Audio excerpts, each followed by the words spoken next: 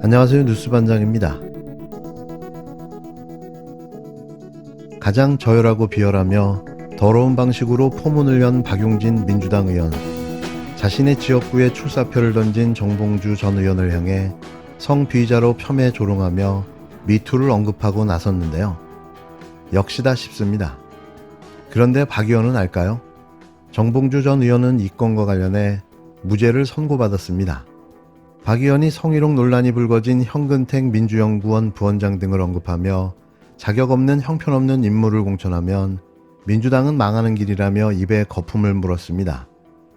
이재명 대표를 향해서도 한동훈 국힘당 비대위원장이라면 즉각 조치했을 것이라며 불만을 토로했는데요.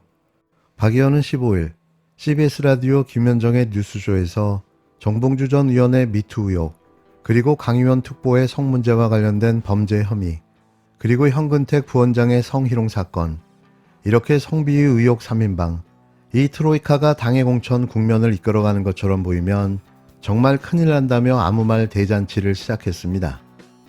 이번 총선을 찐명 대전으로 끌고 가면 안 됩니다. 당의 공천 과정이 이른바 분열 경선으로 전락해서도 안 됩니다. 민주당은 그 길로 가서는 절대 안 되고요. 그래서 국민들 보시기에 이재명 대표하고 친하면 패스, 그리고 이재명 대표하고 멀리 있거나 이재명 대표 측근들에게 도전하려고 하는 사람들은 따이. 이렇게 되면 국민들 보시기에는 정말 갸우뚱. 이게 공천이야? 망천하려고 하는 거야? 이렇게 물어보실 수밖에 없을 거예요. 그러니까 정봉주 전 의원의 미투 의혹, 예. 그리고 강 의원 특보의 성 문제와 관련된 범죄 혐의, 그리고 그 현근택 부원장의 이번에 성희롱 사건, 이렇게 성비위 의혹의 3인방, 이 트로이카가 당의 공천 국면을 이끌어가는 것처럼 보이면 정말 큰일 납니다.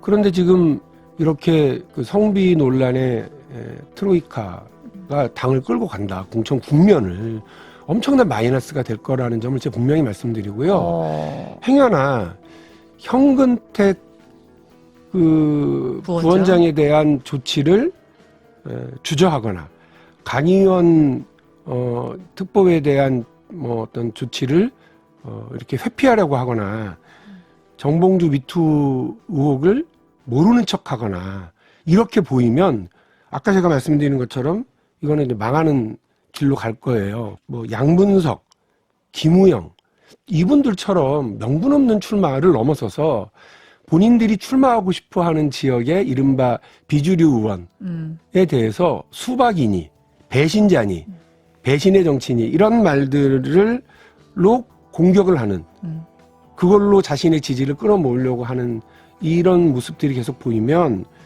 그게 혐오 정치고 그게 증오 선동이죠. 국민들에게 거꾸로 한동훈이면 어떻게 했겠냐 물어보거든요. 한동훈이면 어떻게 했겠습니까? 그러면 즉각 조치했겠죠. 근데 우리 민주당의 리더십, 민주당의 지도부가 그런 즉각적 조치가 아니라 이게 지금 질 끌고 있거나 정리심사로 넘어가겠다라고 하면서 공간위로 넘긴 상태거든요. 이는 자신의 지역구에서 자신의 재선이 불확실해 보이자 정봉주 전 의원을 미투로 지적하며 싸잡아 비판의 판을 키우려는 전략적 꼼수를 부리고 있는 건데요.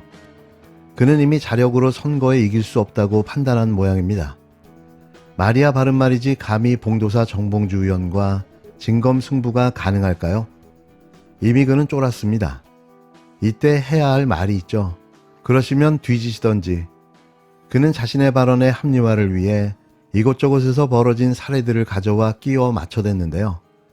특히 2012년 4월 총선과 비교해 이명박 정부에 대한 심판 국면의 투표여서 다 이긴다고 그랬던 선거였다며 김용민 후보 공천이 이걸 망친 요인 중 하나였다. 일주일 열흘을 질질 끌다가 선거를 다 망쳤다. 한 명 때문에 강원도, PK, 충청도, 수도권 험지 후보들의 아우성이 보통이 아니었다고 지적했습니다. 여기서 김용민 후보는 팟캐스트 낙곰수다의 진행자 출신인 김용민 평화나무 이사장을 지칭한 건데요. 자신의 주장의 합리화를 위해 11년 전 일어났던 일을 다시 소환해와 떠들어대고 있는 겁니다. 그때 상황과 지금의 상황이 같을까요? 당시 막말과 지금의 의혹이 같다는 주장에 절대 동의할 수 없는데요. 다시 말하지만 정봉주 전 의원은 무죄를 판결받았습니다. 박 의원은 현근택 부원장이나 강의원 특보에 대한 조치를 주저하거나 정봉주 미투 의혹을 모른 척 하는 것으로 보이면 이거는 망하는 길이다라며 이재명 대표가 이런 부분에 대해 예민하게 바라보고 심각하게 판단해서 조치해야 하는데 경고만 하고 방치하는 것처럼 보이고 있다고 비판을 이어갔는데요. 이어 한동훈 비대위원장이라면 즉각 조치했겠는데 민주당 지도부는 즉각 조치가 아니라 공천관리위원회로 넘긴 상태다. 시간 끌면 오히려 일이 커질 수 있다고 안절부절해댔습니다. 그가 왜 이러는지 우리 모두는 너무나도 잘 알고 있습니다. 정봉주 민주당 교육연수원장의 박 의원의 재선 지역인 서울 강북을 출마를 두고 자객공천 논란이 일고 있는 데 대해서는 찐명 후보를 자처하고 자객공천 논란을 가지고 있는 분들은 자기 힘으로 정치하기가 좀 어려워서 남의 이름을 팔고 그걸로 국민의 선택을 받으려 하는 것이 아니냐며 이렇게 비루한 정치가 어디 있나 이재명 대표 파리의 막장의 끝을 보여주는 것 같아 아주 안 좋게 보인다고 비판했습니다. 인지도요? 인지도로 따지면 박용진이 더 좋을까요? 정봉주가 더 좋을까요? 듣보잡이라는 말을 아시죠? 누가 듣보잡입니까? 사랑하는 당원 여러분, 정의당이 다시 민주당 이중대의 길로 가고 있습니다.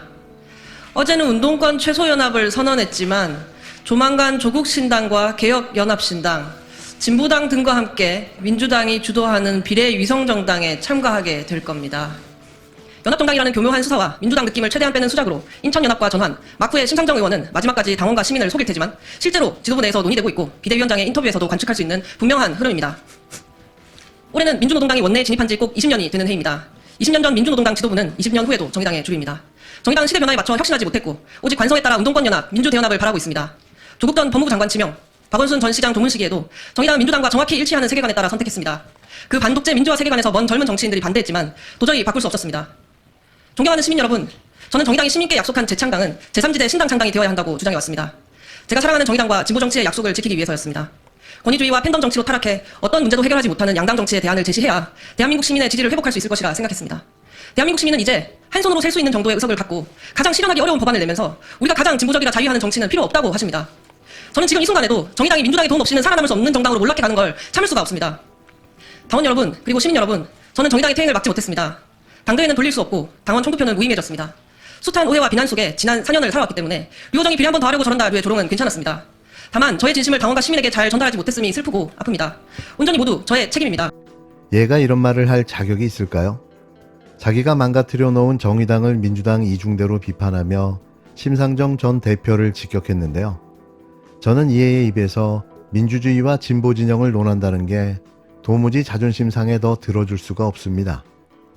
어부지리로 얻어걸린 비례대표 국회의원 뺐지. 4년간 놀고 먹고 하고 싶은 대로 즐겼으면 이제는 본업으로 돌아가야죠. 달콤한 4년의 권력 누림을 잊을 수 없는 탓일까요? 느닷없는 민주열사 코스프레는 우리 모두를 당황시켰는데요. 두 번 다시 국민들이 이런 봉변을 당하지 않았으면 합니다. 정의당 류호정 말대로 이미 끝났습니다. 자신만 잘 살겠다며 탈당을 거부하며 앙탈을 부려봤지만 그도 이제 끝인데요. 누가 이 자를 끼워줄까요?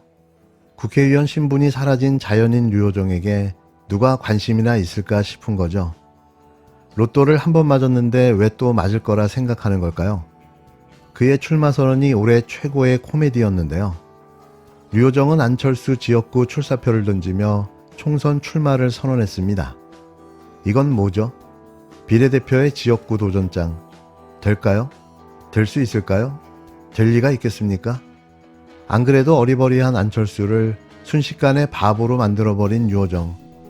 그러고 보면 잘 어울리는 것 같기도 합니다. 차라리 취업 준비를 시작하는 것도 어떨까 조언하고 싶은데요. 되도 안 되는 능력으로 비례로 누렸던 권력. 그건 일종의 꿈이었을지도 모릅니다. 류호정 씨, 정신 차리세요. 김어준 총수의 말이 틀린 게 하나도 없습니다. 선거 때가 다가오면 모두 광인이 된다는 사실이 말입니다.